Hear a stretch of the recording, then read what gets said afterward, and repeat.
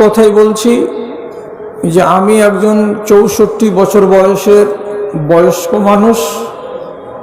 আমার ভিতরে সেই আবেগ নেই, সেই উচ্ছ্বাস নেই যেভাবে ভাই শাহাবুদ্দিন সাহেব কথাগুলো বলছিলেন। এবং আমার রচিত সবগুলো গজলকে তিনি এক এক করে মুখস্থ করে নিয়েছেন, এটা এক শুকরিয়া। ঠিক সেইভাবে আমি আপনাদেরকে আকৃষ্ট করতে পারবো না, তবে যে কথাগুলো বলছি, বলতে ইচ্ছা করেছি, কথাগুলোকে যদি হেফাজত করেন তাহলে আপনার জীবনে অবশ্যই কাজ দেবে, এটা আমি আল্লাহকে সাক্ষী রেখে বলতে পারি। তাহলে কথা আরম্ভ করছি। আল্লাহ রাব্বুল আলামিন বললেন, এই কওমকে আবিষ্কার করা হয়েছে খাইরে উম্মত হিসেবে। উৎকৃষ্ট উম্মত হলেন আপনি। কেন আপনি এত উৎকৃষ্ট আল্লাহ তাআলার কাছে? যেহেতু আপনার কাঁধে আছে দুটি কাজ। কি দুটি কাজ? আপনি মানুষকে ভালো কথা বলবেন, ভালোর দিকে আহ্বান করবেন, এক। ২ নম্বর, চোখের সামনে যদি কোথাও মুনকার, অন্যায় দেখতে পান তাহলে সেই অন্যায়কে আপনি রোধ করবেন, রুখে দেবেন, সেই অন্যায়কে আপনি আটকে দেবেন। এই দুটি মহৎ কাজ আপনার উপরে ন্যস্ত হয়েছে বলে আপনাকে সবচাইতে উত্তম কওম এবং উত্তম জাতি হিসাবে রব্বুল আলামিন স্বীকৃতি দিয়েছেন সূরা আল ইমরানে। আপনি জিজ্ঞেস করুন কোন এক ভাইকে, কেন আগেকার উম্মতরা কি এই কাজ করতেন না? হযরত ঈসা আলাইহিস সালামের কওম, মুসা আলাইহিস সালামের কওম, নবী দাউদ আলাইহিস সালামের কওম, এরা কি এই কাজগুলো করতেন না? তাহলে স্পষ্ট করে জেনে রাখুন, আমার নবীকে বাদ দিয়ে তার আগে যতগুলো পয়গম্বর দুনিয়াতে এসেছিলেন তারা তার নিজস্ব জাতিকে শুধু হিদায়াতের কাজ করতেন, সমগ্র দেশের মানুষের জন্য নবী হয়ে তিনারা আসেননি। তিনি তার নিজের সম্প্রদায়কে ওয়াজ করতেন, নসিহত করতেন। এবং উম্মতীদের উপরে এটা দায়িত্ব ছিল না যে তারা দাওয়াত ইলাল্লাহ, আল্লাহর দিকে আহ্বান করবে, এটা উম্মতের দায়িত্ব ছিল না, এটা ছিল নবীদের দায়িত্ব। কিন্তু আমার নবীকে রব্বুল আলামিন যখন দুনিয়াতে প্রেরণ করলেন তখন তিনি স্পষ্ট করে বলে দিলেন, ওয়ামা আরসালনাকা ইল্লা কাফাতান লিন্নাসে বাশীরান ওয়া নাযীরা। আপনাকে আমি পাঠিয়েছি সমগ্র মানব জাতির জন্য, শুধু আরবের হেজাজের লোকেদের জন্য আপনি নবী নন। আপনি সারা পৃথিবীতে যত জাতি এবং জনজাতি আছে সমগ্র মানবের জন্য আপনি হলেন নবী। এবং তিনি যখন বিদায় চলে যাচ্ছেন তখন এ কথাটা বলে দিয়েই যাচ্ছেন যে আমি চলে যাচ্ছি, কিন্তু আমার ইলম, আমার জ্ঞান, আমার বিদ্যা, আমার বুদ্ধি, এগুলো সব কিছু আমি ছেড়ে দিয়ে গেলাম। কাদের হাতে? ওলামাদের হাতে। ওলামায়ে কেরাম এই দায়িত্বটাকে পালন করে যাবেন, অর্থাৎ আমর বিল মারুফ আর নাহি আনিল মুনকার, সৎ কাজের আদেশ দেবেন এবং মন্দ কাজ থেকে মানুষকে নিষেধ করবেন। এই দায়িত্বটা জনগণের কাঁধে থেকে গেছে, ওলামায়ে কেরামের কাঁধে চলে এসেছে। সুতরাং আপনি তো এও বলতে পারেন যে আমাদের ইলামি এলাকায় 10,000 জন কাছাকাছি আলেম আছেন, তাহলে এই আলেম কটাই হলেন কে? খাইরে উম্মত। বাকি আম পাবলিক তো খায়রে উম্মত নয়। কেন যে এরা তো কোনোদিন কাউকে ভালো কাজের আদেশ করে না আর মন্দ কাজ থেকে নিষেধ করে না। না, এই ধারণা করবেন না। যারা আমার ভাইয়ের মতো যোগ্য আলেম, তিনি খুঁটি নাটি বিষয়ে আপনাকে জ্ঞান দেবেন। আর আপনি একজন চাষি, আপনার এতটুকুনি জ্ঞান আছে, এতটুকুনি, আপনি ওইটুকুনি বলতে যাবেন আর একজনকে যে লোকটা জানে না। বলে আল্লাহ রাব্বুল আলামিন তার নবীর মারফতে এই উম্মতের যে কোনো সদস্যকে, উম্মতের যে কোনো মানুষকে এই দায়িত্বের ভেতরে শামিল করে নিয়েছেন। আপনি কম পড়া, আপনি কম দায়িত্ব পালন করবেন, আমি বেশি পড়া, আমি বেশি বড় দায়িত্ব পালন করব। আপনি একজন অশিক্ষিত মানুষ, আপনি আপনার নিজের সীমানার মধ্য থেকে অল্প করে করে দায়িত্ব পালন করবেন। কেন যে নবী করিম সাল্লাল্লাহু আলাইহি ওয়াসাল্লাম বলেছেন, বাল্লিগু আন্নি ওয়ালাউ আয়া, একটা কথা যদি জানো সেটাই আরেকজনের কাছে পৌঁছে দাও, আরেকজনকে যেন তুমি জানিয়ে দিতে পারো। তাহলে আপনি আম পাবলিক বলে যে উত্তম থেকে আপনি রেহাই পেয়ে গেছেন তা নয়, আপনিও উত্তম আর ওলামায়ে দ্বীনও উত্তম, শুধু এই দুটো কাজ করার জন্য। অর্থাৎ আপনি মানুষকে ভালো কাজের আদেশ করবেন এবং মন্দ কাজ থেকে নিষেধ করবেন। এবার আপনার আর আমার সমাজের অবস্থার দিকে তাকাই।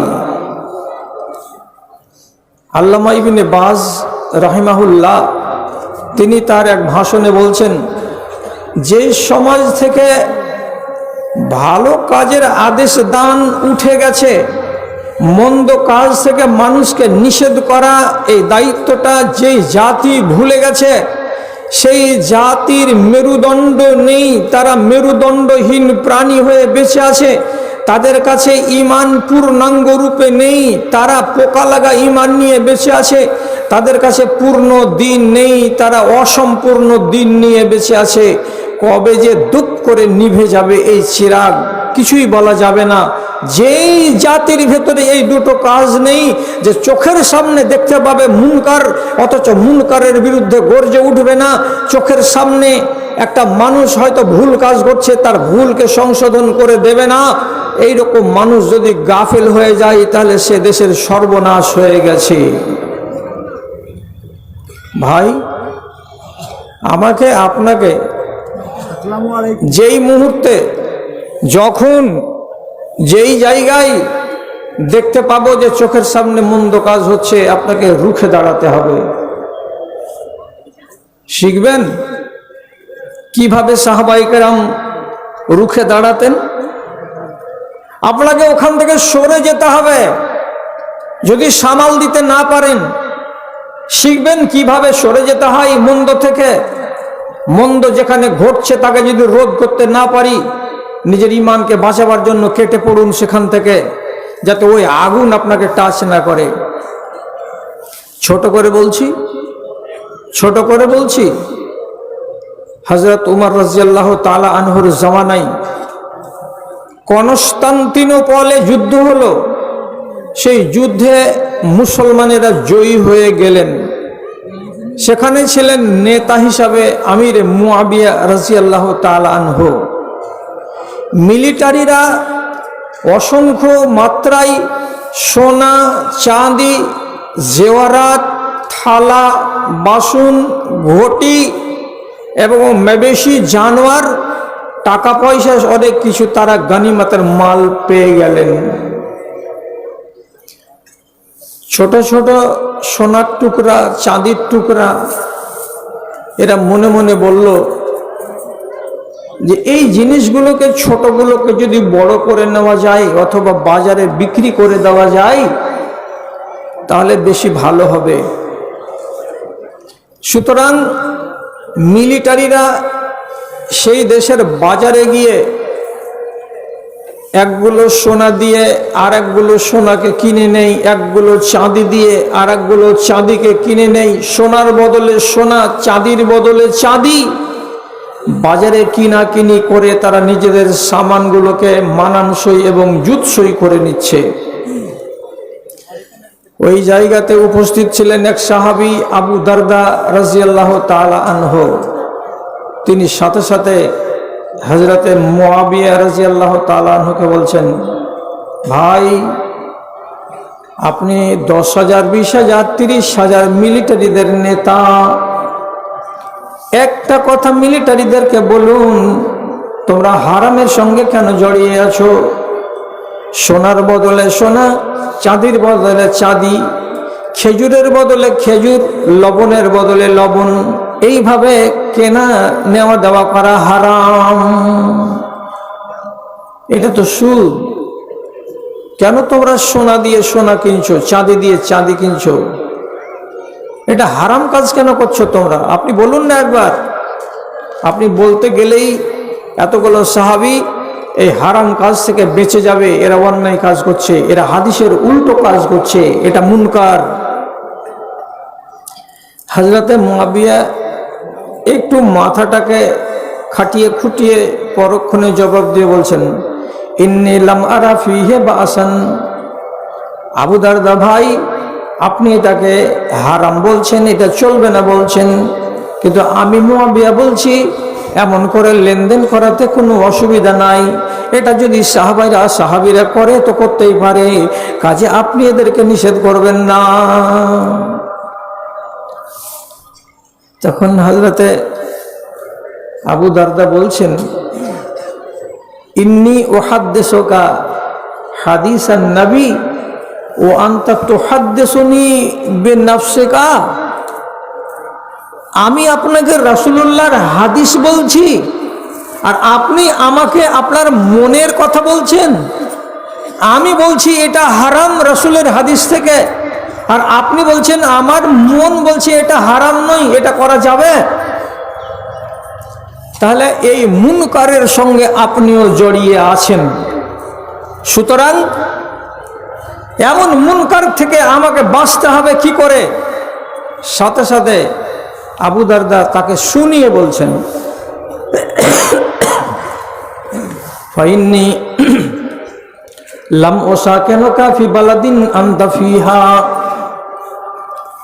হে মুআবিয়া, আপনার মতো লোক, যে লোকটা রাসূলুল্লাহর হাদিসকে অগ্রাহ্য করে, যেই লোকটা রাসূলুল্লাহর হাদিসকে অন্য তরজমা করে তার গলত ব্যাখ্যা বিশ্লেষণ করে শোনাই এবং মানুষকে একটা মন্দ কাজ থেকে রহিত করে দিতে পারে না, আপনার মতো নেতা যেই দেশের মাটিতে থাকবে, সেই দেশের মাটিতে আমি যতদিন বাঁচব ততদিন আর বাস করব না, আপনার কাছেই থাকবো না, আপনার ধারেই যাব না।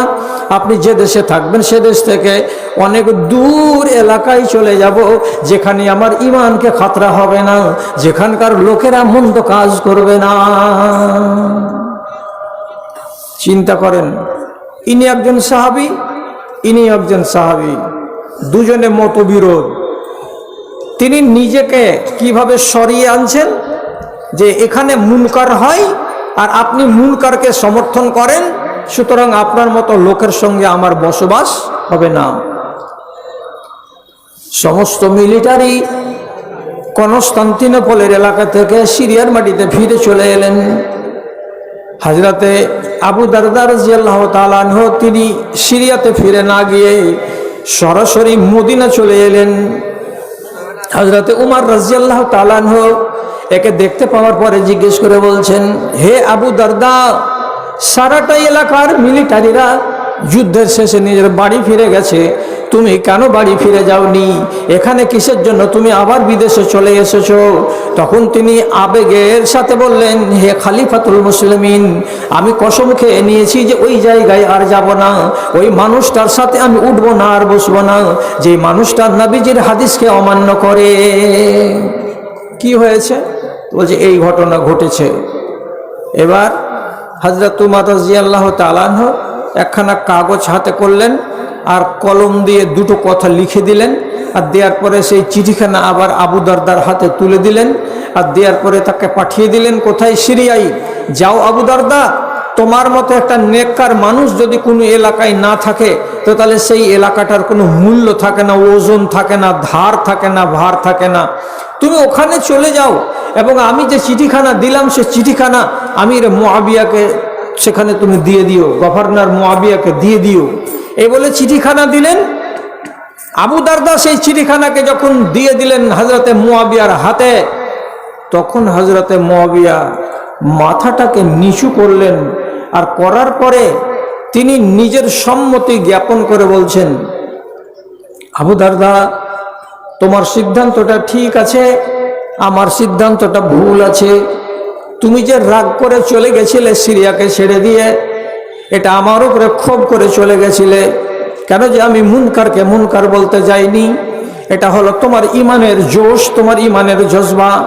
আমি তোমাকে সম্মান করি এবং তোমার যেটা দাবি সেই দাবিটা হযরত ওমর রাদিয়াল্লাহু তাআলা আনহু সমর্থন করেছেন আর করার পরে আমার কাছে পাঠিয়ে দিয়েছেন। তার জন্য আমি এটাকে মেনে নিলাম, এটাকে সমর্থন করে দিলাম। আজ থেকে আপনার বিরোধিতা আমি করব না, আপনি আনন্দের সাথে আমার সাথে বাস করেন। তাহলে আপনারা তো জ্ঞানীগুণী এলাকার জ্ঞানীগুণী মানুষ, বুঝতে পারলেন চোখের সামনে যদি একটা মুনকার হয় তাহলে সে ব্যাপারে আপনার পদক্ষেপ কত দূর হওয়া উচিত। এখন এটার মূলে যদি আপনাকে তিনটা কথা বলি তাহলে আমাকে তাড়াতাড়ি করিয়েন না আর রাস্তা ঘেরিয়েন না। কি কথা? মসজিদে আজান পড়ছে, আপনাদের ইলামির বাজারে যে কোনো দোকান খোলা থাকছে, চায়ের দোকান, পার্টসের দোকান, মোবাইলের দোকান, আর কিছু দোকান, একটাও দোকান বন্ধ হয় না। এইরকম একটা মানুষ পাওয়া যাবে না এই শহরের ভিতরে, এই গ্রামের ভেতরে, যে মানুষটা ওই চায়ের দোকানদারকে গিয়ে বলবে আজান পড়ে গেছে তারপরেও তোর দোকান খোলা আছে, কোন সাহসে? তোর ভেতরে ঈমান আছে না নাই? তুই যদি এই নামাজ না পড়বি তো দেশবাসীকে বেঈমান বানাবি কেন? দোকানটা বন্ধ করে দে, তাহলে হবে এটা কি? আর 10 জন লোক তোর দোকানে বসে বসে জামাত ছাড়বে না, নামাজ ছাড়বে না। এই করে আপনি কি পারবেন? সেই সাহস আছে? তৎক্ষণাৎ বলে দিতে পারবেন প্রতিবাদের স্বরে, বন্ধ করো দোকান, চলো আল্লাহর ঘরের দিকে? পারবেন? পারবেন না। তার মানে কি আপনি তাহলে মুনকারকে সমর্থন করেন? আপনি বলছেন আমার ক্ষমতা নেই। ক্ষমতা নেই তাহলে একটা কাজ করতে পারবেন? আমার ভাই মাদানী সাহেবকে আমি সাক্ষী করে বলছি, রাসূলুল্লাহ বলেছেন মুনকারকে হাত দিয়ে রোধ করো। হাত দিয়ে যদি রোধ না করতে পারো তাহলে মুখ দিয়ে রোধ করো। মুখ দিয়ে যদি রোধ করতে না পারো তো অন্তর থেকে ঘৃণা করো। আপনি অন্তর থেকে ঘৃণা কি করে করবেন? সন্ধ্যাবেলায় চা খেতে আসবেন, চায়ের দোকানের নাম মহবুল হোসেন, আপনি ওর দোকানকে ছেড়ে দেন, দিয়ে অন্য দোকানে যান। আপনাকে জিজ্ঞেস করবে, চাচা প্রতিদিন আমার দোকানে চা খাও, আজকে আমার দোকান ছেড়ে চলে গেলে অন্য দোকানে কেন? আপনি পরিষ্কার বলুন, তোকে ঘৃণা করি, তোকে ঘৃণা করি, তোর আচরণকে ঘৃণা করি। নামাজের টাইমে তোর দোকান বন্ধ হয় না, মাগরিবের টাইমে তোর দোকান চলে, তাহলে তোর মতন বেঈমানের দোকানে যদি আমি বসি তাহলে তোকে সমর্থন করা হবে? হাদিস বলছে রাসূলুল্লাহর জালেকা আযআফুল ঈমান, এটা হলো আপনার দুর্বল ঈমানের পরিচয়। আপনি কি এই দুর্বল ঈমানের পরিচয় দিতে পারবেন? পারবেন না। তার মানে আপনি হলেন সমর্থনকারী। তাহলে একটা কথা শুনুন, যারা চোখে মুনকারকে দেখে এবং দেখার পরেও তাকে রোধ করার কল্পে কোনো ব্যবস্থা গ্রহণ করে না, এদের বিধান কি? এদের বিধানটা কি বলা যায়? ওলামায়ে দ্বীন, বিশেষ করে আজকের জমানার যারা আন্তর্জাতিক খ্যাতিসম্পন্ন এবং বিগত দিনের যারা আন্তর্জাতিক খ্যাতিসম্পন্ন ওলামা, সৌদি আরবের মুফতিগণ তিনারা বলছেন লুআইনাল্লাযীনা কাফারু আলা লিসানি দাউদ, নবী দাউদের মুখের দ্বারাই তাদের উপরে লানত নাজিল হয়েছে, ঈসা নবীর দ্বারাই তার মুখ থেকে তাদের উপরে লানত নাজিল হয়েছে। কেন নাজিল হয়েছে? যে তারা লা ইয়াতানাহাউনা আনিল মুনকারে, এরা মুনকার সম্বন্ধে কাউকে বারণ করতে যেত না, অন্যায় কাজের বিরুদ্ধে একটা মানুষ জবান খুলতো না, যার কারণে হযরতে দাউদ আলাইহিস সালাতু ওয়াস সালাম এবং হযরতে ঈসা আলাইহিস সালাতু ওয়াস সালাম তাদের উপরে লানত করে দিয়ে গেছেন। তাহলে তারা যদি মুনকারের বিরুদ্ধে গর্জে না উঠে থাকেন আর তাদের উপরে যদি লানত করে দিয়ে থাকেন কে নবী দয়, তাহলে আজকে আপনার উপরেও আল্লাহর লানত হবে। কেন লানত হবে? যে আপনি মুনকারকে বন্ধ করার কল্পে সামান্যতম চেষ্টাটাও চালান নাই, আপনি নীরব দর্শক হয়ে বসে থেকেছেন, তার মানে আপনি ওই মুনকারকে সমর্থন করেন। লানত পড়বে যদি কেউ এটার সম্বন্ধে সজাগ না হয়। সবাইকে সজাগ হতে হবে। আর কথাটা বলছি কি, যদি ভুল হয় তো আমাকে ধরিয়ে দেন, আমি শুধরে যাব। আল্লাহ পাকের নবী বলছেন ইন্নাল্লাহা লা ইউআযিবুল আম্মাতা বিআমালিল খাসাতে, আল্লাহ রাব্বুল আলামিন কোনো বিশেষ একজন মানুষের গুনাহের কারণেই সারাটা ইলামি তারানগরের মানুষকে আযাবে গ্রেফতার করবেন না। চারটা লোক আছে নষ্টা, এরা বজ্জাত। এই চারজন লোকের অন্যায়ের কারণে নবীজি বলছেন সারা গ্রামকে আর সারা অঞ্চলটাকে আল্লাহ তাআলা ধ্বংস করে দেবেন না। করছে চারজন, আর এখানে 40,000 মানুষ বাস করে, এরা তো মন্দ করে না। তবে হাদিসের পরে অংশটা কি আসছে?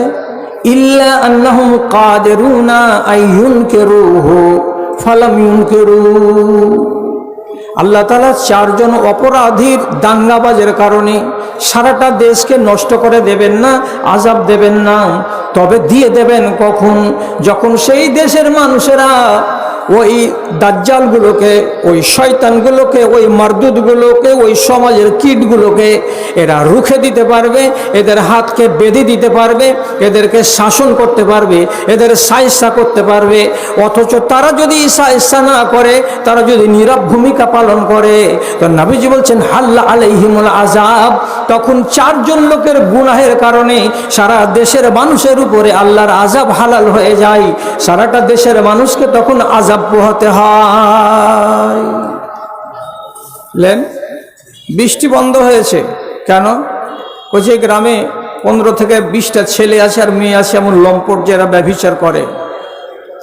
বৃষ্টি বন্ধ হয়ে গেছে কিসের জন্য? যে এই গ্রামে 20টা লোক এমন আছে যে যারা যাকাত আদায় করে না, বাকি 80টা লোক এরা ঠিকঠাক আদায় করে। তো 80টা লোক যাকাত আদায় করলো, 20টা লোক যাকাত আদায় করলো না, তো তার জন্য আল্লাহ রাব্বুল আলামিন বৃষ্টি বন্ধ করলেন কেন?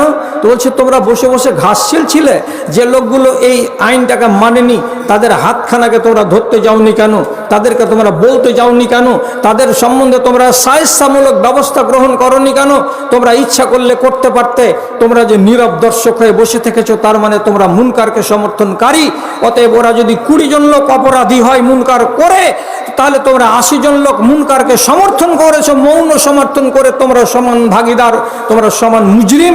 অতএব আল্লাহ তাআলা তোমাদের উপর থেকে বৃষ্টিকে উঠিয়ে দিয়েছেন, এটা আল্লাহর আযাব। মানতে পারবেন না, বড় কষ্ট হবে। এটা কিন্তু মানতেই হবে।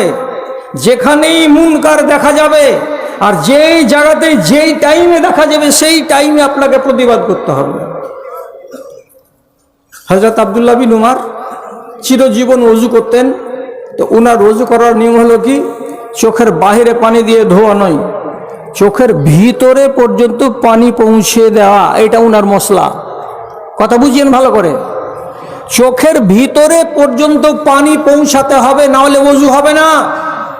এই জন্য তিনি প্রত্যেক ওযুর কালে চোখে পানি এমন করে চোখটাকে খুলে পানির ছিটা দিতেন, দিয়ে চোখের ভেতরে পানি পৌঁছাতেন, আর এই করে ওযু করতেন। শেষ বয়সে বেচারি 2 চোখের অন্ধ, আর দেখতে পাচ্ছেন না। তিনি হেল্পার নিলেন, সহযোগী নিলেন কাকে? একজন প্রসিদ্ধ তাবেঈ, তার নাম মুজাহিদ রাহিমাহুল্লাহকে। উনি কোনো গ্রামে যেতেন তো সাথী আছেন কে? তো মুজাহিদ। উনি কোনো মসজিদে গেছেন, এখান থেকে ওই গ্রামে সাথে আছেন কে? তো মুজাহিদ রাহিমাহুল্লাহ। সর্বত্রই সব জায়গায় তিনি মুজাহিদ রাহিমাহুল্লাহকে সাথে করে নিয়ে সঙ্গী হিসাবে যেতেন। একদিন হাঁটতে হাঁটতে হাঁটতে হাঁটতে বাড়ি হলো ইলামি। উনি চলে গেছেন 12 কিলোমিটার দূরে পাকুড়ের এলাকায় কোন একটা মসজিদে। চলো ভাই, আজান পড়ে গেল তো যাই, আমরা নামাজ পড়তে যাই। মসজিদে গিয়ে জোহরের নামাজ পড়বেন বলে অজু টজু করে ভিতরে ঢুকছেন, তো এমন সময় হঠাৎ করে একটা নতুন কানুন উনি দেখতে পেলেন। কি দেখলেন? জোহরের আজান এবং একামতের মাঝখানে নামাজটা কায়েম হবে তার মোটামুটি 5-7 মিনিট আগে একজন লোক আবার নতুন করে বলছে আসসালাত আসসালাত, কিংবা হাইয়া আলাস সালাহ হাইয়া আলাল ফালাহ। এটাকে আরবি ভাষাতে বলা হয় তাসবিব। ফজরের আজানে আসসালাতু খায়রুম মিনান নওম এটা স্বীকৃত। এছাড়া কোনো আজানে এইরকম শব্দ আর বলার নিয়ম নীতি রীতি হাদিস সমর্থিত নয়। আবার এইখানকার লোকেরা নতুন কানুন আবিষ্কার করেছে কি, আজান এবং ইকামতের মাঝখানে তাসবিব করা, মানে আবার মানুষকে জোর করে ডাক দেওয়া, হাইয়া আলাস সালাহ হাইয়া আলাল ফালাহ। আজানের পরে আবার এই দুটো বাক্য বলে মানুষকে সচেতন করা, সাবধান করা, এটা তো হাদিস সম্মত নয়। তাহলে এই মুনকার হচ্ছে কোথায়? তো এই মসজিদে। এখন উনি একটা কানা মানুষ, সাথে আছে একটা লোক, এতগুলো মানুষ যারা এই আকীদায় বিশ্বাসী, তাদেরকে কি উনি আটকাতে পারবেন?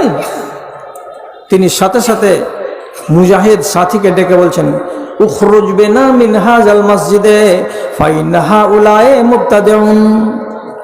ও আমার সাথী, আমার পথ প্রদর্শক মুজাহিদ, চলো উঠো এখান থেকে, আমার হাতটাকে ধরো আর রাস্তা দেখি আমাকে মসজিদের বাইরে নিয়ে চলো।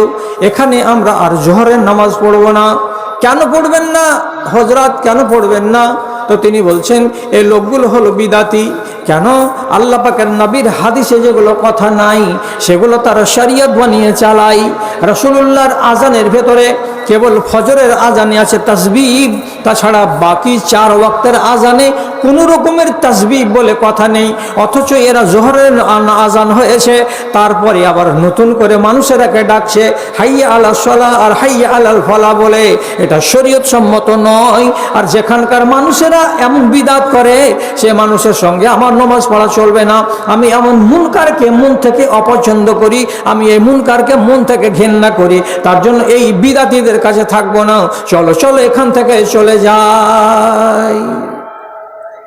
সাথে সাথে বেরিয়ে চলে গেলেন। তিনি শুধু মুখ খুলতে পারলেন না ওই জায়গায়, কেন? যে ওদের মেজরিটি।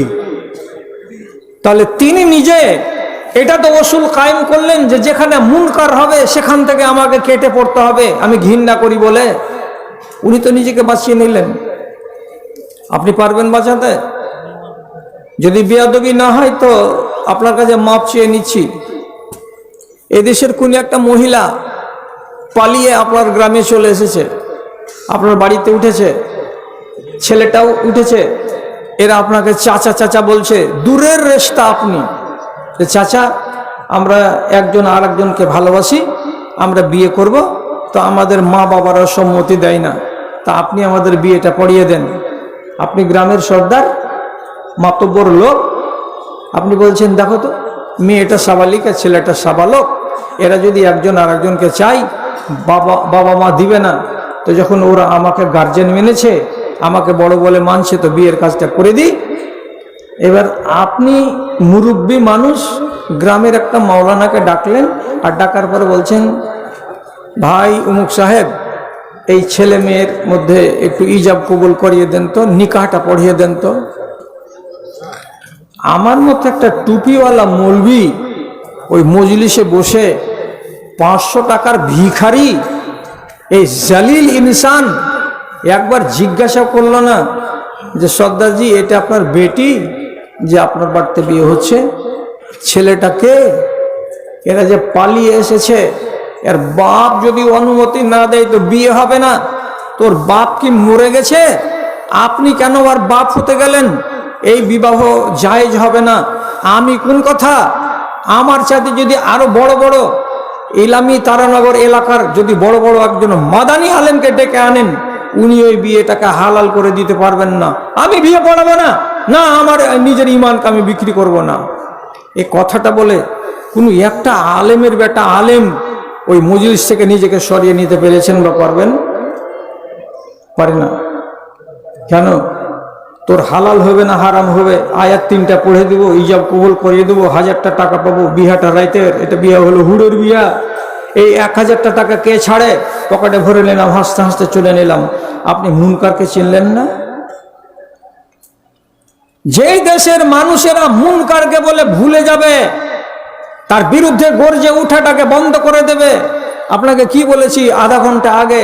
ইবনে বাস রাহিমাহুল্লাহ বলছেন মেরুদণ্ডহীন জাতি, তাদের কাছে ঈমান আছে তো পোকা লাগা ঈমান। কেন দাঁড়ালে না রুখে? এটা যে অন্যায়, এটা যে মুনকার। ভাই আমার, হেফাজত করবেন কথা, হেফাজত করুন। একটা যুদ্ধ হয়েছিল ইসলামের ইতিহাসে, তার নাম জাঙ্গে জামাল, উটের যুদ্ধ। একদিকে আম্মা আয়েশা আর একদিকে জামাই বাবু হযরতে আলী রাদিয়াল্লাহু তাআলা আনহু। যুদ্ধটা আল্লাহর মেহেরবানিতে হয়নি, ভুল বুঝাবুঝি দৌড় হলো। শেষের বেলায় বিনা যুদ্ধে সে যুদ্ধটা সমাপ্ত হলো। কিন্তু মানুষ তো ময়দানে চলে গেল, লাঠি তলোয়ার সোটা ঘোড়া নিয়ে আর তীর নিয়ে আর বল্লম নিয়ে। শেষের বেলায় হযরত আলী রাদিয়াল্লাহু তাআলা আনহু এক জায়গাতে আরাম করছেন, আর ওই জায়গাতে একটা লোক, সেও কিন্তু সাহাবী, এসে তখন হযরত আলীর সামনে বলছেন, খলিফাতুল মুসলিমিন কিছু কথা আপনাকে শোনাতে চাই, শুনবেন কি শুনবেন না? হ্যাঁ শুনবো। কি বলছো ভাই? তো যেহেতু আয়েশা রাদিয়াল্লাহু তাআলা আনহা আলীর বিরুদ্ধে ছিলেন শাশুড়ি, আর এই লোকটা হচ্ছে আলীর পক্ষের, তখন হযরতে আয়েশার গুজব স্বরূপ কথা বলতে আরম্ভ করেছে। কি বলছে? মা আয়েশা যদি এইরকম করে আপনার বিরুদ্ধে উঠে চড়ে যুদ্ধের ময়দানে না যেতেন, তাহলে এত জটিল সমস্যা হতো না। আম্মা আয়েশা কিন্তু এটা ভালো কাজ করেনি। আম্মা আয়েশাকে কিন্তু ভালো চোখে দেখা যাবে না। তিনি এই, তিনি ওই, তিনার চরিত্র এই, তিনার চরিত্র হলো এই রকম করে 2টা 4টা 5টা 6টা করে লান্তানের ভাষাগুলো লোকটা যখন বলতে আরম্ভ করেছে। কার সম্বন্ধে? তো আম্মা আয়েশা সম্পর্কে। তখন সেই জায়গায় আম্মার বিন ইয়াসির রাদিয়াল্লাহু তাআলা আনহু উপস্থিত ছিলেন। সাথে সাথে আলী রাদিয়াল্লাহু তাআলা আনহুর পাশে খাড়া হয়ে গিয়ে বলছেন, উসকুত ইয়া আহমাক, এই আহমক, একেবারে জবানটাকে বন্ধ করে দে, একদম মুখে তালা লাগিয়ে দে। খবরদার খবরদার, মা আয়েশা সম্পর্কে একটাও কটু কথা বলবে না। এটা মুনকার, এটা অন্যায়। আর এমন অন্যায় কাজ তুমি করবে আর আমি তোমার পাশে দাঁড়িয়ে দাঁড়িয়ে শুনবো, এটা হতেই পারে না। অতএব তোমার মুখটাতে তালা লাগাও, বন্ধ করো, না হলে আক্রমণ তোমার উপরে করে দেওয়া যাবে। দেওয়ার পরে বলছেন, আতুজি হাবিবাতা রাসূলিল্লাহ, তুমি এসব কথা বলে আল্লাহ পাকের নবীর যেটা সবচাইতে পছন্দনীয় বিবি, সবচাইতে যাকে নবীজি বেশি ভালোবাসতেন, এমন একটা বিবিকে তুমি কিসের জন্য লানতান করে চলে যাচ্ছ এবং তার মনে কেন কষ্ট দিতে চলেছ? একটা মাসুম বেগুনা একটা মহিলাকে এমন ইলজাম বাবদ, এমন অপবাদমূলক কথা তুমি বলতে যেও না। এটা সহ্যের কথা নয়, এটাকে একবারে অসহ্যের কথা বলা যায়। এবং এই মুনকারকে এক্ষুনি বন্ধ করো, নাইলে তোমার উপরে আমার হাত চলে যাবে, সাবধান হয়ে যাও। রাস্তার ধারে ধারে মনে হলে দোকান নিষেধ করা সত্ত্বেও বসে গিয়েছে। মনকার সম্পর্কে আলোচনা চলছে। ভলেন্টিয়ারগণ, আপনারা আপনাদের দায়িত্ব পালন করুন। রাস্তার ধারে বা যে কোনো জায়গায় মনে হলে দোকান বসা নিষেধ আছে, আপনারা তাদেরকে উঠিয়ে দেন। তাহলে সাহাবায়ে কেরাম যখন যেখানে মুনকার দেখতে পেয়েছেন তখনই রুখে দাঁড়িয়েছেন। আমার শ্রদ্ধেয় ভাই সভাপতিকে সাক্ষী করে বলছি, মোড়লদের সম্পর্কে দুই রকমের হাদিস আছে। আমি শুধু একটা হাদিস আপনাকে বলছি, তাতে লেখা আছে, এই হাদিসটা হাসান। তাতে কি লেখা আছে? এই দুনিয়ার কিছু কিছু মোড়লকে কিয়ামতের দিন আল্লাহ রাব্বুল আলামিন তার মাথার চুলের সঙ্গে শক্ত দড়ি গিরা লাগিয়ে দিয়ে সুরাইয়া নক্ষত্রের সাথে তাকে বেঁধে এই শূন্য আসমানের তলায় ঝুলিয়ে দেবেন। কত লম্বা দড়ি হবে আপনারা তো দেখেছেন, এই দেশে ছোট ছোট ছেলেরা গামারের গাছে দড়ি ঝুলিয়ে দিয়ে তারা দোলনা দোলে এবং তারা আনন্দ করে। ঠিক সেই রকমই একগুলো মানুষের মাথার চুলকে মজবুত করে বেঁধে সুরাইয়া নক্ষত্রের সাথে তাকে ঝুলিয়ে দেওয়া হবে। তারা দোলনার মতো দোলতে থাকবে সারা সারা দিন, সারা সারা রাত, সারা সারা দিন, সারা সারা রাত। আপনি বলবেন দেশওয়ালি ভাষাতে যে ঝুল্লু খেলবে তো মজা লাগবে। তো দোলনাটা কি পাছাটা সিটের উপরে থাকবে? ওর তো চুলের সঙ্গে বাঁধা আছে, ঝুলছে কিসের ভরে? তো চুলের ভরে। মজা লাগবে না ঠেলা লাগবে? একটু আন্দাজ করেন তো। সারা দেহটা ঝুলবে এই চুলের ভরে। তো এরাকে যে এইভাবে রব্বুল আলামিন দোলনায় দোলাবেন সুরাইয়া নক্ষত্রের সাথে বেঁধে দিয়ে, এরা কারা? তো এরা সেদিন আফসোস করে বলবে, ইয়া ওয়াইলানা মা উল্লিনা ওমরের দুনিয়া। ওরে আমাদের দুর্ভাগ্য, হায়রে আমার বদনসিব, হায়রে আমাদের পোড়া কপাল। দুনিয়াতে কেন দায়িত্ব গ্রহণ করেছিলাম? দুনিয়াতে কেন মোড়ল হয়েছিলাম? দুনিয়াতে কেন সর্দার হয়েছিলাম? আমার দ্বারাই যদি ন্যায্য সরদারি না করা হয়, আমার দ্বারাই যদি ন্যায্য মোড়লি না করা হয়, তো তাহলে আমার মতো মানুষটারই কপাল পোড়া হবে, আমার মতো মানুষটারই ভাগ্য পোড়া হবে। সেই দিন আমার মতো একজন জালিম মানুষকে আল্লাহ রাব্বুল আলামিন এইরকম সাজা দিয়ে থাকবে। আবার এই মানুষগুলো যে নিজের আফসোস করে বলছে যে হায় আমরা দায়িত্ব কেন নিয়েছিলাম দুনিয়াতে, কেন যে তারা ইনসাফ করতে পারেনি।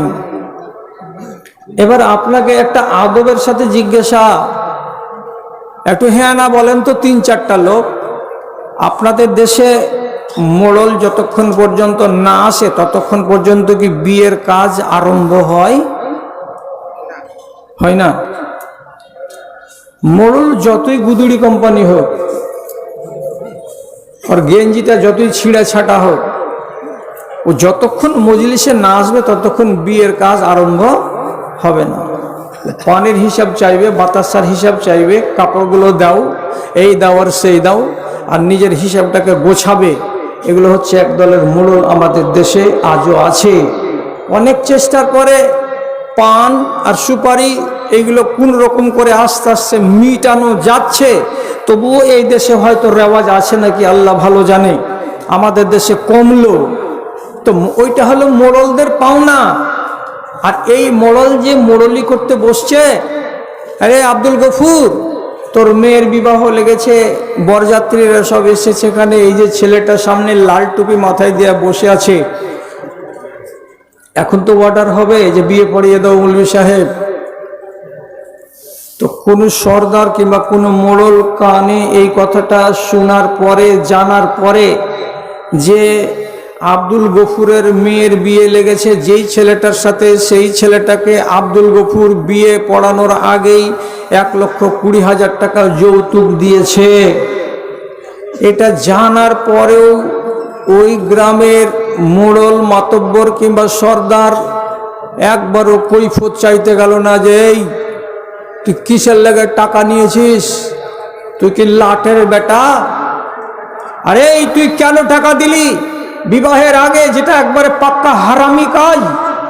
এরকম হারামি কাজ প্রকাশ্যে করবি, দিবালোকে করবি, হাজার মানুষের সামনে করবি, আর এই হারাম কাজের সাক্ষী আমি হব, আর আমার মাতব্বরিতে এই বিবাহটা হবে, তাহলে কিয়ামতের দিন আমাকে জবাবদিহি করতে হবে।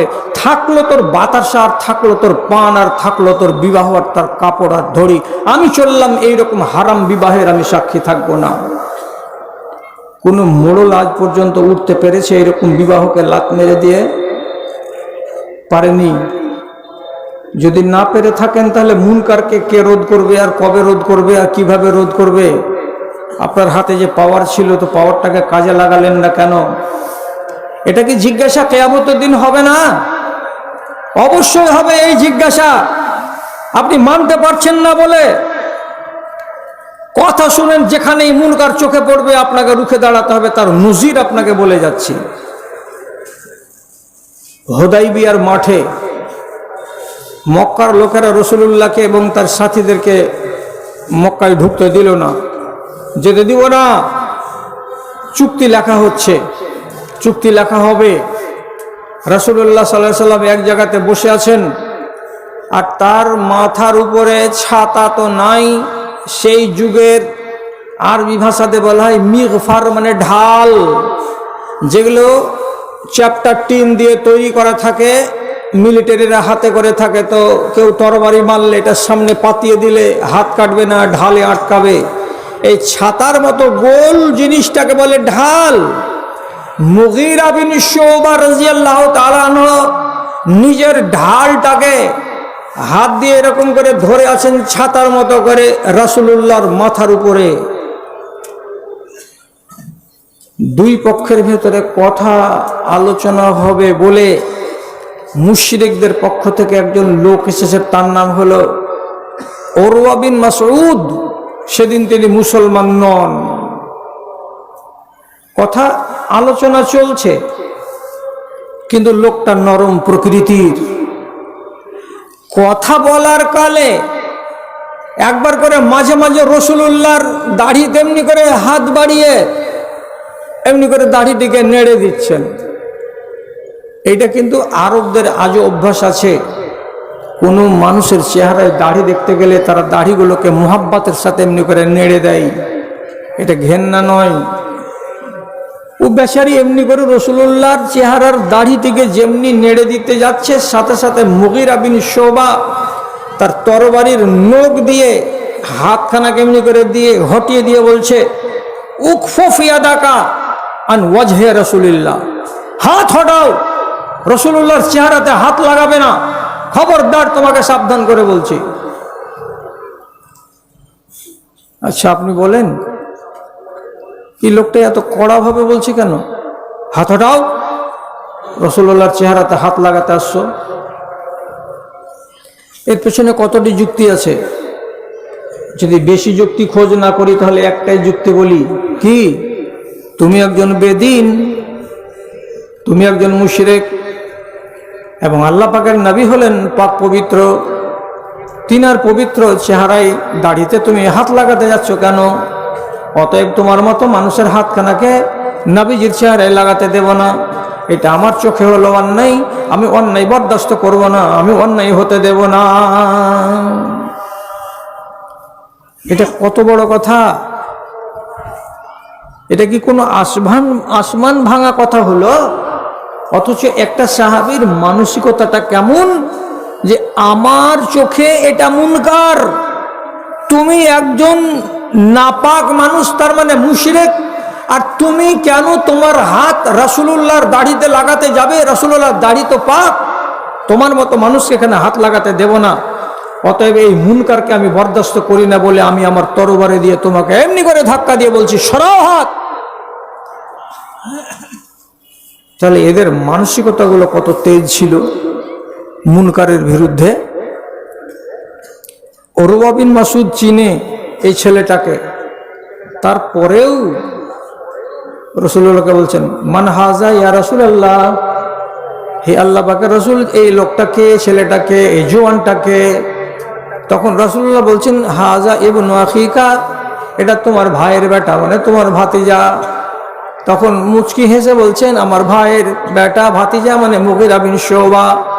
সাথে সাথে তখন তিনি মুগীরা বিন শুবাকে তার 3 দিন আগেকার কথাকে স্মরণ করিয়ে দিয়ে বলছে, আগাসাল তাসাওয়াতাকা ইল্লা বিল আমসে, তুমি যে মাত্র কয়দিন আগে 13টা বানি কেনানা গোত্রের মানুষকে মার্ডার করেছিলে, তো মানুষকে মার্ডার করার পরে তো মাত্র 3 দিন হয়েছে তোমার হাতকে ধোয়া, আর আজকে তুমি আমাকে বলছো হাত হটাও, নবীজির চেহারায় হাত লাগাবে না। হোক 3 দিন আগে মার্ডার করা, ইসলাম কবুল করার আগে যত গুনাহ বা হোক না কেন, ইসলাম কবুল করলে সব গুনাহ মাফ। রাসূলুল্লাহ বলছেন, তার আগে 13টা মার্ডার হয়েছে না 14টা মার্ডার হয়েছে, ওগুলো আমার দেখার বিষয় নয়। ঈমান কবুল করার পরে তার দ্বারা যদি কোনো ভুল হয়ে থাকে তো আমাকে বলো, তাহলে আমি সেটাকে দেখব। কিন্তু ঈমানের আগে যা ঘটে গেছে সেটাকে আল্লাহ নিজে মাফ করে দিতে চেয়েছেন, অতএব ওই কথাটা বাদ দাও। আচ্ছা, আপনাকে তো মানুষের কথা বললাম, মুনকার সম্বন্ধে মানুষ কিভাবে গর্জে উঠে, আমি 2টো প্রাণীর কথা বলছি আপনাকে। বেশি সময় আপনাদের নেব না, কম সময় বলবো, আর তারপরে আপনাকে ছাড়বো, আবার আমি নিজে ছুটি নেব। বুখারীতে একটা হাদিস আছে, তার বর্ণনাকারী হলেন আমর বিন মাইমুন।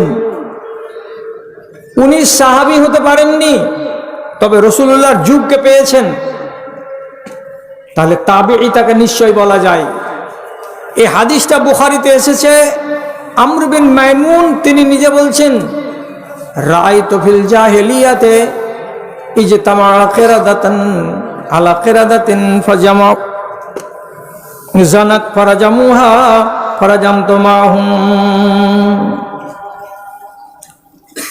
তিনি কি বলছেন,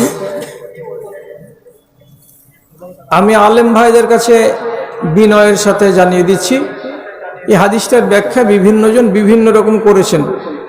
আমি ইবনে হাজার আসকালানী রাহিমাহুল্লাহর মত অনুসারে তার কথাটাকে বলছি। কি বলছেন?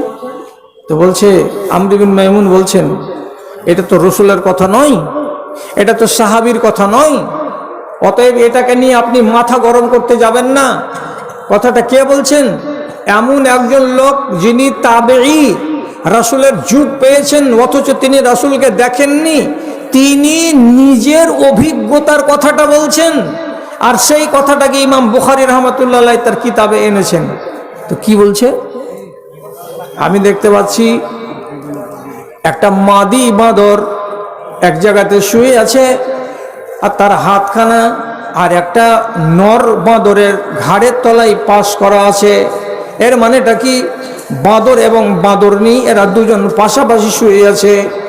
এমন সময় তাদের পাশে আর একটা কোন জায়গা থেকে নতুন বাঁদর এলো, আর বাঁদরটা এসে আস্তে আস্তে ফিসফিস করে এই মাদা বাঁদরটার কানে কি যে বলল। তখন এই মাদিটা করলো কি, যেই বাঁদরের ঘাড়ের তলায় তার হাতখানা ছিল, আস্তে আস্তে করে সুর করে হাতখানাকে টেনে বার করে নিল, আর নেওয়ার পরে এই আলগা বাঁদরটার সঙ্গে হাঁটতে হাঁটতে একটু দূরে গেল, আর যাওয়ার পরে সেই বাঁদর এবং বাঁদরনি এরা জঙ্গলের ভেতরেই শারীরিক সম্পর্ক করলো, তার মানে মিলন করলো।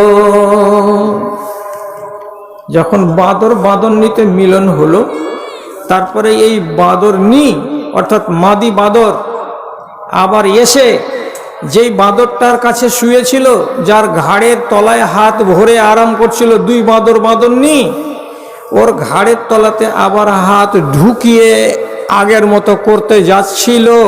এমন সময়তে নর বাঁদরটা জেগে গেল, আর জেগে যাওয়ার পরে তখন বলছে, তুই হাত টানাটানি কেন করছিস রে? এই চাওয়ালা, এই চাংড়া, তোর চলন কেন এত খারাপ রে? হ্যাঁ, ভারতবর্ষে তোর চা বেচার জন্য কোনো জায়গা নেই নাকি?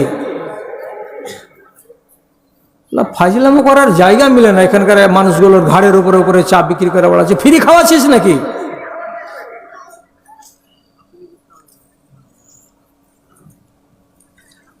যেমন জেগে যাওয়া অমন করে হাত টানাটানি কেন করছিস রে? সন্দেহ হয়ে গেল। বাঁদর তার জোড়া বাঁদরনিকে একটু শুকে দেখলো। শুকে দেখার পরে ওর নিশ্চিত ধারণা হয়ে গেল এই মাদি বাঁদরনি আমাকে ফাঁকি দিয়ে আমার কাছ থেকে অন্য জায়গায় গেছে, আর যাওয়ার পরে অন্য বাঁদরের সাথে মিলামিশা করেছে। কি করতে হবে? ওর সাথে সাথে ডানে বামে আর অনেকগুলো বাঁদর ছিল, সবকে ডেকে আনলো। হাদিসের শব্দটা কি? রাআইতু জামাআতান মিনাল কিরাদে ইজতামাউ আলা কিরাদাতিন জানাত ফারাজামুহা ফারাজামতু মাহুম। এক দল বাঁদর চলে গেল। আসার পরে একটা বাঁদর যখন জানতে পারলো যে আমার কাছে থাকা বাঁদরনি অন্যায় কাজ করেছে, মুনকার কাজ করেছে, ঘৃণিত কাজ করেছে, তখন সে অন্য বাঁদরকে খবর দিল। সবটি বাঁদর এসে সবাই মিলে পাথর চালাতে শুরু করলো তাকে মেরে শেষ করে দেওয়ার জন্য। আমি একজন মানুষ হিসেবে তাদের পাশে দাঁড়িয়েছিলাম। আমিও তখন দু একখানা পাথর হাতে করলাম। ওরা যেমন পাথর চালালো ওই বাঁদরনির উপরে, আমিও তখন 3-4খানা পাথর চালালাম ওই বাঁদরনির উপরে। তার মানে কি, ওকে যখন রজম করলো বাঁদরের দল, আমি তাদের সঙ্গে যুক্ত হয়ে আমিও রজম করলাম। কথাটা হলো, বাঁদরের কি শরীয়ত আছে? নাই। তারপরে এরা এ কাজ করলো। কেন করলো? তো এটা নেচার হতে পারে, তাদের ভেতরে এইরকম বোধবুদ্ধি আল্লাহ তাআলা দিয়েছেন। এবং বাঁদর হলো এমন একটা জাতি যে মানুষের অনুকরণ করতে গিয়ে সব থেকে বেশি পারে বাঁদরেরাই। তো তাহলে তারা যদি এই কাজ করে থাকে তাহলে এটা অসম্ভব বলে ওলামায়ে কেরামের নজরে পড়েনি। আমি শুধু বুঝাতে চাইছি, বা কথাটা কেন তুললাম, যদি আমার ডান দিকে এই যোগ্য আলেম না থাকতেন তাহলে আমি এই হাদিসটাকে তুলতাম না। কেন যে 3 পয়সা পড়া আলেমের কাছে বক্তৃতা দিতে গেলে পরের দিন আমাকে খোঁচা খেতে হবে। যাদের ওয়েট আছে তারাই না হাদিসকে নিয়ে ব্যাখ্যা বিশ্লেষণ করেন। আমি তো পরিষ্কার আপনাকে বলে দিলাম যে এইখানে একটা দেখার জিনিস আছে কি, যে একটা জানোয়ার হয়েও তার বিবেকে ঠেকলো যে আমার পাশ ছেড়ে দিয়ে আরেকটা বাঁদরের কাছে গেল এবং শারীরিক সম্পর্ক কায়েম করে চলে আসলো। এটা মুনকার, এটা ঘৃণিত কাজ। এই ঘৃণিত কাজকে আমরা সমর্থন করি না, সুতরাং তারা সবাই মিলে তাকে রজম করে দিল। তাহলে আমাকে কি জীবের কাছ থেকে শিখতে হবে? আমি কেন গর্জে উঠি না আমার সমাজের মুনকারকে দেখে? ভালো কাজের আদেশ দেওয়া তো ভুলেই গেছি, মন্দ কাজের জন্য তো একবারও আপনারা আর আমরা নিষেধ করতে পারছি না কাউকে। এটা কোন যুগ এলো? তারপরে চলুন আর একটা আপনাকে কথাটা বলছি। নবী সুলাইমান আলাইহিস সালাতু ওয়াস সালাম প্রতিদিন সকালবেলায় তার দরবারের পাশে যতগুলো প্রাণী, জীব, জন্তু থাকতো তাদের তিনি খবর নিতেন, হাজিরি নিতেন, কে কেমন আছে তাদের হালাতগুলোকে জানতেন। এবং আল্লাহ রাব্বুল আলামিন তাকে একটা ক্ষমতা দিয়েছিলেন যে প্রাণীদের ভাষাকে তিনি বুঝতে পারতেন।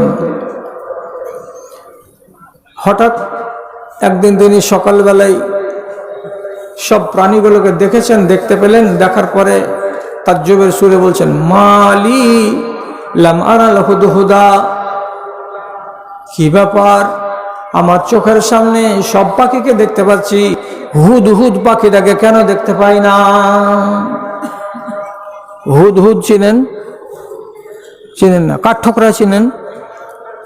মাটির মতন রং, সাহারের খিলের মতো এত বড় একটা ডাঁঠি ওর ঠোঁটে লাগানো থাকে, লম্বা, অবিকল মনে হবে সাহারের কাঠি মুখে লাগানো আছে।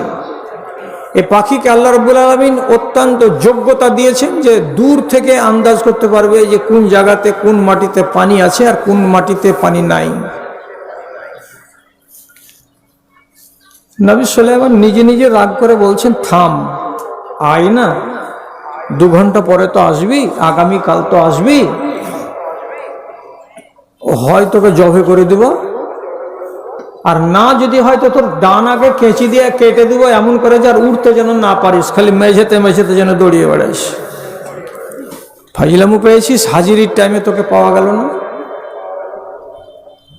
নবী সুলাইমানের রাগ হুদহুদের উপরে হলো। কিছুক্ষণ যেতে না যেতেই হুদহুদ পাখি ওর উড়ার তো ঢংটাই হলো এরকম পিরিক পিরিক এমনি করে ঝোঁক দিয়ে দিয়ে উড়া উঠতে উঠতে উঠতে উঠতে নবী সুলাইমানের কাছে চলে এসেছে। অন্যান্য পাখিদের মারফতে খবর গেল কি যে যা সুলাইমানের দরবারে তোর খবর আছে। এরও ভিতরটা কিন্তু কুল হু আল্লাহ পড়ছে যে আল্লাহ কি হবে কি হবে। আগেই নবী সুলাইমানের কাছে যে বলছে কোনো জবাব সওয়াল না করে, আহাত্তু বিমা লাম তুহিত বিহি, আমি এমন জায়গা থেকে এসেছি হে নবী সুলাইমান যে জায়গাতে আপনি কোনোদিন যাননি, এবং আমি এমন একটা সংবাদ এনেছি যে সংবাদটা আপনি জানেন না। এই সংবাদটা আপনাকে শোনাবো, আপনাকে জানাবো। নবী সুলাইমান বলছেন, এমন কথা গোড়াতেই বললি যে আমার মুখ বন্ধ হয়ে গেল। কি হয়েছে রে, কি দেখলি? হুদহুদ বলছে, আমি এখান থেকে সকালবেলায় উঠতে আরম্ভ করেছিলাম। দক্ষিণ দিকে সাবা নগরী ইয়ামান দেশের এলাকায় আছে, সেখানে গেলাম। আর যাবার পরে আমি দেখতে পেলাম ওইখানে একটা মেয়ে ছেলে সিংহাসনে বসে আছে, এবং ওই সিংহাসনের রানী সেই হলো মেয়ে ছেলেটা। তারপরে সেই দেশের লোকেরা সূর্যকে পূজা করছে, সূর্যকে তারা মাবুদ বলে জানছে, অথচ তাদের কাছে আল্লাহ রাব্বুল আলামিন ধন সম্পদ টাকা পয়সা ঐশ্বর্য অনেক কিছু দান করেছেন। কিন্তু এই জাহিলিরা একটা বেটি ছেলের সামনে এরা কি করছে, দাঁড়িয়ে থাকছে, হুজুর হুজুর করছে। আর একটা মেয়ে ছেলেকে তারা প্রধান বলে, সেনা বলে মান্যতা দিয়ে দিয়েছে, তাদের কর্ণধার বলে। এটা কত বড় ভুল কথা। নবী সুলাইমান বলছে সূর্যের পূজা করছে, এটা তো এক অন্যায়। বেটি ছেলেকে রাষ্ট্রপ্রধান বানিয়ে চেয়ারে বসিয়ে রেখেছি, এটা তো অন্যায়। তো তুই কতখানি সত্য আর তুই কতখানি মিথ্যা এটা তো আমাকে জানতে হবে। সাথে সাথে নবী সুলাইমান একটা চিঠি লিখে দিলেন। গোড়াতে কি লিখলেন? ইন্নাহু মিন সুলাইমান ইন্নাহু বিসমিল্লাহির রহমানির রহিম, সূরা বারাত।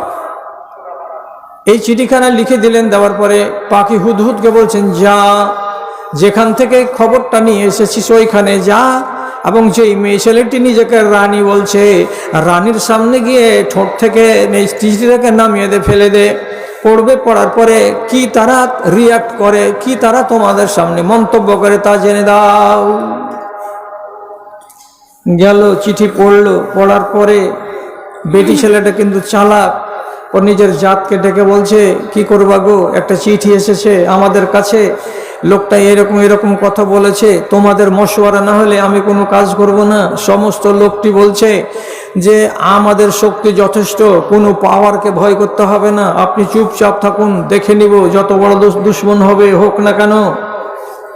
খবর জেনে নেওয়ার পরে সাবা নগরীর রানী বলছে, আজমাইশ করার জন্য কিছু তোহফা দিয়ে পাঠাই। এক গাদা তোহফা দিয়ে পাঠালো নবী সুলাইমানের কাছে। নবী সুলাইমান বললে, তোকে আল্লাহ তাআলা যা ধন দিয়েছে তার চাইতে কোটি কোটি গুণ বেশি আল্লাহ আমাকে ধন দিয়েছে, তো কি তুই আমাকে ধন দিয়ে কিনবি? চল এখান থেকে হটা। সমস্ত হাদিয়াকে ফেরত দিয়ে দিলেন। দেওয়ার পরে তিনি ওখানকার জিনকে আর আল্লাহর বান্দাগুলোকে বললেন, কেউ আসো যে তোমরা আমাকে ওই রানীর রাজধানী পর্যন্ত নিয়ে যেতে পারবে নিমেষের ভেতরে।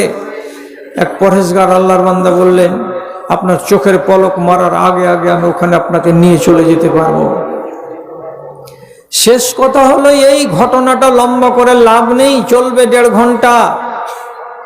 ওই মহিলা নবী সুলাইমানের ইতাআতকে কবুল করে নিল, এবং এক রিওয়ায়াত মতে, আমি নিশ্চিত নই এবং এটা গ্যারান্টি দিয়ে বলতে পারবো না, তাফসিরি বর্ণনামূলে সে নাকি নবী সুলাইমানের স্ত্রী হওয়ারও সৌভাগ্য অর্জন করেছে, কিন্তু সূত্র বিশ্বস্ত নয়।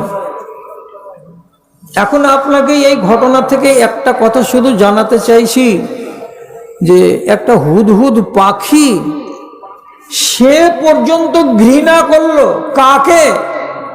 ওয়াহদাহু লা শারিককে ছেড়ে দিয়ে সূর্যের পূজা করবে তোমরা, এটাকে। তাহলে তার ভেতরে একটা বোধ বুদ্ধি কতটা জাগ্রত ছিল যে সেও ঘৃণা করছে আপনাকে আর আমার মতো একগুলো ওই মানুষকে, যে মানুষগুলো একটা মহিলাকে কি করে রেখেছে, রাষ্ট্রপ্রধান বানিয়ে রেখেছে। এটা তো মুনকার। আর সেই মুনকারের ব্যাকগ্রাউন্ডকে জেনে নেওয়ার পর নবী সুলাইমান সেই এলাকাটাকে নিজের দখলে নিয়ে আসলেন এবং এই মহিলা ইমানের ছায়াতলে আসতে পারল। প্রসঙ্গত বললাম আপনার সামনে, ঘৃণা করুন মুনকারকে। যেখানেই থাকবেন, যেই হালাতে থাকবেন, যেই জায়গাতে থাকবেন, কমসে কম নিজের মনটা দিয়ে তো তাকে খারাপ বলেন যে আমি এই জিনিসকে পছন্দ করি না, আমি তোমাকে ভালোবাসি না। জি, সহি হাদিস। আর আপনার মূল্যবান সময় নিব না, দয়া করে আপনি আমাকে মুক্তি দিয়ে দেবেন, আমার ট্রেনের টাইম হয়ে আসছে। হযরত আয়েশা রাদিয়াল্লাহু তাআলা আনহাকে তার বহিন বেটা আব্দুল্লাহ কিছু টাকা দিয়েছিল, কিছু টাকা। সেই টাকা কয়টাকে হযরত আয়েশা 8 দিনের ভিতরেই আল্লাহর পথে গরিব দুঃখী মিসকিন ফকিরকে দান করে দিয়ে শেষ করে দিল। কানে খবর গেল আব্দুল্লাহ বিন জুবাইরের। তখন তিনি বলছেন, লাতানতাহিয়ান্না আয়েশা তো আওলা আহজরান্না আলাইহা, হয় আমাদের খালা আয়েশাকে হাতটাকে বন্ধ করে নিতে হবে, এইভাবে সব টাকা পয়সাকে খরচ করে দিয়ে নিজে ফকির হলে চলবে না, মুহতাজ হয়ে গেলে চলবে না। এত করে কেন খরচ করে মা আয়েশা? অতএব তাকে রুখতে হবে, তাকে বাধা দিতে হবে, জোর করতে হবে। আর সে যদি না মানে তো তাহলে তার হাতকে বেঁধে দিতে হবে। কে বলছে? বহিন বেটা। কার কথা বলছে? খালার কথা। এত কেন খরচ করে? ওকে রুখতে হবে জোর করে, আর না যদি রুকা যায় তাহলে ওর হাত পাকে বেঁধে দিতে হবে। দোষটা কি আম্মা আয়েশার? টাকা খরচ করেন বেশি, এটাই। আম্মা আয়েশার কানে খবর গেল, সাথে সাথে আম্মা আয়েশা ক্রোধিত হলেন। হওয়ার পরে বলছেন, আহুয়া কালা যা, সত্যি কি তোমরা শুনেছ নাকি আমার বহিন বেটা এইরকম কথা বলেছে? তারা বলছে, জি হ্যাঁ, আমরা কানে শুনেছি আপনার বহিনের ছেলে আব্দুল্লাহ বিন জুবাইর এমন কথাটা বলেছে। আপনি হলেন তার আপন খালা, অথচ আপনার সম্বন্ধে এইরকম ভাষা তার মুখ থেকে বেরিয়েছে। এটা কথা মা আয়েশাকে খারাপ লাগলো। এটা ভালো কথা নয়। আমি দান করছি আল্লাহর পথে, আমার বাড়িতে কি আছে আর না আছে, আগামী কালকের খাবার আমার কোথা থেকে আসবে না আসবে সেটা আমি বুঝবো। আর তার জন্য তুমি আমাকে বলবে কি, হয় তোমাকে বন্ধ করতে হবে এই ধান্দা, আর না হয় তোমার হাতকে রুখে দেওয়া যাবে, তোমার হাতকে বেঁধে দেওয়া যাবে। এত বড় আশ পালন করে কে? তো আমার বহিন বেটা। এটা বরদাস্ত করার মতো কথা নয়। সাথে সাথে মা আয়েশা বলছেন, আমি নজর মেনে নিলাম, আমি জীবনে যতদিন বাঁচব আমার বহিন বেটার সঙ্গে আমি কথা বলবো না, কথা বলবো না। এটা কসম খেয়ে নিলেন আম্মা আয়েশা। তারপর এবার 1 মাস গেল, 1.5 মাস গেল, 2 মাস গেল, 3 মাস গেল।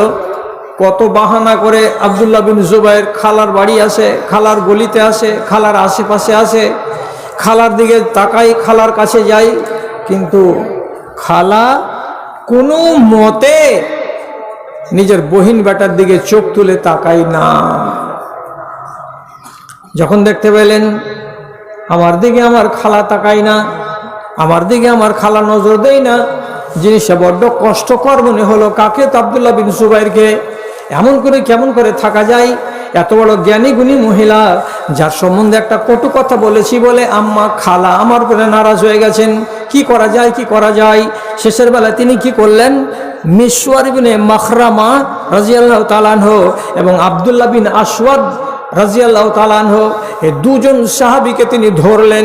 আর ধরার পরে বলছেন, ওগো আল্লাহর নবীর খাস দুই সাহাবী, আপনারা দুজনকে আল্লাহর কসম দিয়ে বলছি, আপনারা যান আমার খালাকে গিয়ে বুঝান, আমার খালা যেন রাগটাকে মাটি করে দেয় এবং আমার সঙ্গে যেন কথা বলা বলি আরম্ভ করে দেয়। একদিন গেলেন, যে বলছেন, আম্মাজান আপনি আপনার ছেলের উপরে এত কড়া করে রাগ করেছেন কেন? ছেলেটা পেরেশান আছে, আপনার সঙ্গে কথা বলতে পায় না, তার জন্য আপনি একটু নরম হয়ে যান, ছেলের প্রতি সদয় হন একটু। আম্মা আয়েশা বলছেন না। আর একদিন এরা দুজনই এলো, সাথে করে নিয়ে আসলো কাকে? আব্দুল্লাহ বিন জুবাইরকে। এক বলছে তুমি লুকিয়ে থাকবা, চোখে যেন চোখ না পড়ে আম্মা আয়েশার। এরা দুজন একে লুকিয়ে নিয়ে আছে। তারপরে আম্মা আয়েশার বাড়ির কাছে যে বলছে, আম্মা জান আপনার বাড়ির ভিতরে আসবো কিনা বলুন তো। তখন বলছে কে তোমরা? তো আমি উমুক আর উমুক। আসবো? তো বলছে যে আসো। বলছে আমরা দুজনই আসবো? নাই আকুল্য না, আমরা সবাই আসবো। দুজন বলতে গেলে তো ভুল হয়ে যাবে, তার জন্য বলছে আমরা সবাই আসবো। আম্মা আয়েশা বললেন হ্যাঁ তোমরা সবাই এসো। এই যে সবাই কথাটা হলো, এই ফাঁকে ফাঁকে দুজনের পর্দার আর জুব্বার আড়ে আড়ে লুকিয়ে হেঁটে ঘরের ভিতরে ঢুকে গেলেন কে? আব্দুল্লাহ বিন জুবাইর। এরা দুজন গিয়ে শুধু আম্মা আয়েশার সামনে খাড়া হয়েছে সুপারিশ করার জন্য, আর একদিক থেকে বেরিয়ে আড়াল থেকে একবারে জাপটিয়ে ধরে নিয়েছে নিজের খালার শরীরকে, পাকে। কেন? যে এটা তো খালা, খালা তো মায়ের জাত, অতএব ও তো মাহরাম, নিকটাত্মীয়, মায়ের জাতের কাছে এতটুকু লজ্জা তো আর নেই। জড়িয়ে ধরে নিয়েছে আর নিয়ে বলছে খালা আমাকে মাপ দাও, খালা আমাকে মাপ দাও, আমি ভুল করেছি, যে কথাটা আমি বলেছিলাম সেটা অন্যায় বলেছিলাম, কিন্তু খালা কোনো মতে মাপ দেবে না। তখন মিসওয়ার বিন মাখরামা এবং আব্দুর রহমান বিন আসওয়াদ তিনি বলছেন, আম্মা জান আয়েশা আপনাকে জ্ঞান দিতে পারবো না আমরা, তবে একটা কথা বলুন তো, নাবিজির হাদিসটা কি আপনার মনে নেই? আপনি কি স্মরণ ছাড়া হয়ে গেছেন নাকি? যে নাবিজি বলেছেন কোনো মানুষ যেন তার ভাইয়ের থেকে 3 দিনের বেশি কথাকে বন্ধ করে না রাখে। আপনি কিসের জন্য এত রাগ করেছেন? আপনার ছেলে আপনার পা ধরে গড়াগড়ি করছে, আপনি মাফ করে দেন, আপনি মাফ করে দেন। আম্মা আয়েশা বলছেন আমি কসম খেয়েছি, আমি যদি কথা বলা আরম্ভ করে দিই তাহলে আমার কসমটা ভেঙে যাবে, আর আমার কসম যদি ভেঙে যায় তাহলে আমাকে জরিমানা লাগবে, আমাকে কাফারা লাগবে। তখন এরা বলছে কাফারা যদি লাগেও বা তো দেওয়া যাবে, কিন্তু আপনি আপনার ছেলেটাকে মাফ করে দেন, রহম করে দেন। তখন আম্মা আয়েশা বলছেন যা আব্দুল্লাহ বিন জুবাইর, তোকে আমি আজকে মাফ করে দিলাম। 40টা লোককে আজাদ করেছিলেন মা আয়েশা শুধু একটা কসমকে ভাঙার কারণে, সহিহ হাদিস। এবার আপনাকে আমি বলতে চাইছি যে আম্মা আয়েশা এত বড় কসম খেয়েছিলেন কেন, অথচ নিজের বহিন বেটা? এর পিছনে যুক্তিটা কি? এটা হলো মুনকার। যে কথাটা তার মুখ থেকে বেরিয়ে এসেছিল সেই মুনকারকে রোধ করার জন্য আম্মা আয়েশা এই সিদ্ধান্তটা নিয়েছিলেন। আপনি সাহাবী হয়ে আর রাসূলুল্লাহর এত নিকটের লোক হয়ে আপনি অন্য কোনো ভাষা যদি ব্যবহার করতেন তাহলে হয়তো এতটা দোষের হতো না, কিন্তু উনি ব্যবহার করেছিলেন ভাষাটা অত্যন্ত কড়া। এই জন্য এটাকে আম্মা আয়েশা মুনকার হিসেবে মেনে নিয়েছিলেন, আর এটাকে মুনকার বলে স্থির করেছিলেন বলেই তিনি এত কঠিন সিদ্ধান্ত নিতে পেরেছিলেন। তো ভাইরা আমার, আমি আপনাদের সামনে এতক্ষণ সময় ধরে কথা বলছি, শুধু একটা বিষয়ের উপরেই বলে যাচ্ছি। তো কবে আমি, আপনি, আমার গ্রাম, আপনার গ্রাম, আমরা সমাজের লোক নিজের বাড়ি থেকে শুরু করে গা থেকে শুরু করে টোলা থেকে শুরু করে গোটা পাড়া আমরা এই মুনকারের বিরুদ্ধে গর্জে উঠব? কোথায় মুনকার নেই, কোথায় অন্যায় হয় না আমাদের দেশে, আমাদের পাড়াতে, বাড়ি বাড়ি, গায়ে গায়ে, ঘরে ঘরে, যেখানে সেখানে রকমারি মুনকার হচ্ছে। তো আপনি যদি নিজেই ডুবে থাকেন অতল তলে, আপনি জাগতে পারবেন না। আপনি আপনার নিজের ঈমানটাকে আগে জাগ্রত করুন, তারপরে কথাগুলোকে বিশ্বাস করুন যে একাই এই ঈমান নিয়ে বাঁচলে এই ঈমানের কোনো দাম নেই আল্লাহ তাআলার কাছে। কাজে আমার ঈমানের সঙ্গে সঙ্গে আমার গ্রামের লোক, দেশের লোকের জন্য ঈমান এইরকম মজবুত হয়, তাহলে আপনি সুখী। আপনি কি নিজেকে কোনোদিন ভাবেন যে আমি একটা মন্দ করছি তো এর প্রতিফল কি হতে পারে। আপনি একটা যদি কোনো অন্যায় করেন তো কোনোদিন কি বাড়িতে বসে ভাবেন যে এই অন্যায়টা আমি যে করছি তো আমার দ্বারাই এর প্রতিফলনটা কি ঘটতে পারে সমাজে? আর নয়। শেষ করে দিলাম একটা কথা বলে। মুয়াবিয়া বিন হাকাম রাদিয়াল্লাহু তাআলা আনহু এক সাহাবী, তিনি রাসূলুল্লাহর কাছে এসেছেন। তা এসেছেন তো উনার ভাবভঙ্গিমাগুলো বিধ্বস্ত, ঠিক করে কথা বলতে পারছেন না, দাঁড়িয়ে যেন থরথর করে কাঁপছেন। দিয়ে তিনি রাসূলকে বলছেন, কানাত লি জারিয়া ফাসাক্কাতুহা সাক্কাতান, হে আল্লাহ পাকের রাসূল, একটা কথা নিয়ে এসেছি আপনার কাছে। কি কথা? আমার একটা কাজের মেয়ে আছে, বাঁদি আছে, চাকরানি আছে। ওই মেয়ে ছেলেটি উহুদের কিনারায় ছাগল চড়াতে যায়। আজকে ছাগল চড়াতে গেছিল, আর যাওয়ার পরে একটা ছাগল বাঘে নিয়ে পালিয়ে গেছে, নেকড়েতে নিয়ে পালিয়ে গেছে। ছাগলটাকে সে বাঁচাতে পারেনি বাঘের হাত থেকে। আমি যখন গণনা করলাম আমার ছাগল কটা, তো একটা কম পেলাম। আমি জিজ্ঞেস করলাম ওই মহিলাকে, এই মেয়ে বলতো একটা ছাগল কম লাগছে কেন? তখন আমাকে জবাব দিয়ে বলছে, একটা নেকড়ে বাঘ এলো জঙ্গলের দিক থেকে, পাহাড়ের দিক থেকে এসে একটা ছাগলকে উঠিয়ে নিয়ে চলে গেছে, আমি তাকে বাঁচাতে পারিনি।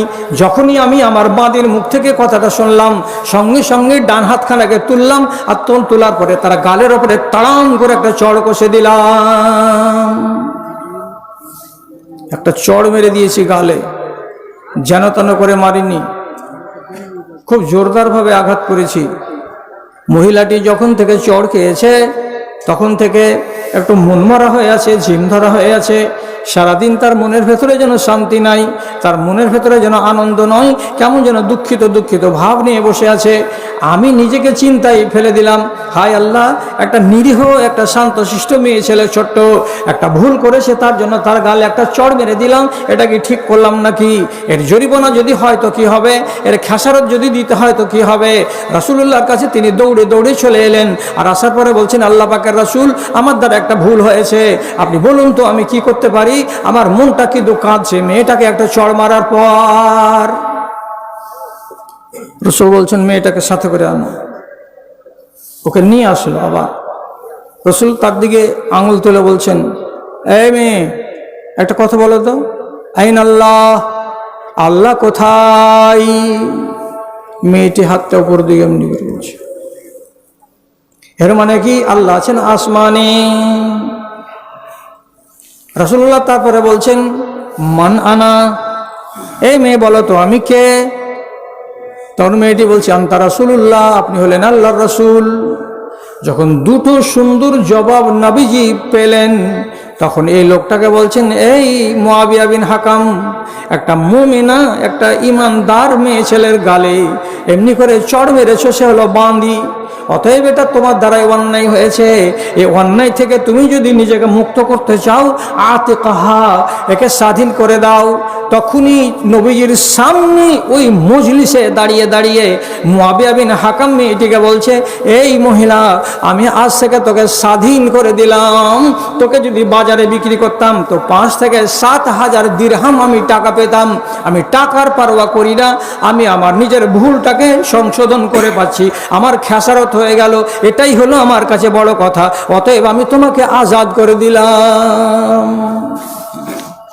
একটা ভুল হওয়ার পরে সাহাবায়ে কেরাম কেঁপে উঠছেন, আর আমরা ওই সাহাবীদের 35তম নসল। 10টা ভুল করার পরে আমাদের ভিতর কাঁপে না। এই তো ঈমান, আর এই ঈমান নিয়ে আমরা বেঁচে আছি। হায় হায় হায়, শুনছেন অনেক কথা কিন্তু কাজে আসতে পারছে না। 20 শতাব্দীর মুসলিম মোরা, মোদের স্বরূপী এই ধর্মের টানে জনজাগরণে আমাদের সাড়া নেই। আমাদের মাঝে কোরআন রয়েছে, হাদিস রয়েছে, তাও আলেম বকিছে দিন করে। মুমিন দেখিতে পাও রে, মুমিন দেখিতে পাও। বকছে আলেমেরা ঠিকই, কাজ কম হচ্ছে। কেন কম হচ্ছে? কিয়ামতের আলামত। যতই ওয়াজ করি ঈমান নিচু দিকে যাবে, উপর দিকে যাবে না। আল্লাহ আমাদের হেফাজত করুন। এক ভাই বলছেন, রাসূলুল্লাহ কোনোদিন নিজের দাড়িতে মেহেন্দি লাগিয়েছিলেন? ভাই একটু উত্তরটা দিয়ে দেন তো ওকে।